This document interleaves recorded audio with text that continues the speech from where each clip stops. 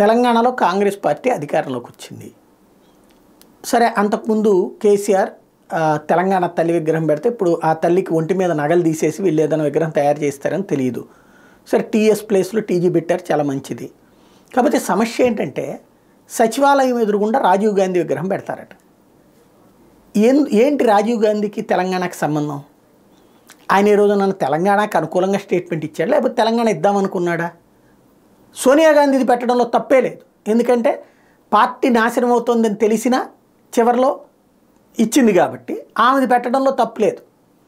కానీ బ్రతుకున్న వాళ్ళది కూడా పెట్టచ్చు, ఎందుకంటే అది చేసినందుకు ఎందుకు కాదనాలా, పెట్టచ్చు. కానీ రాజీవ్ గాంధీది పెడుతున్నారు.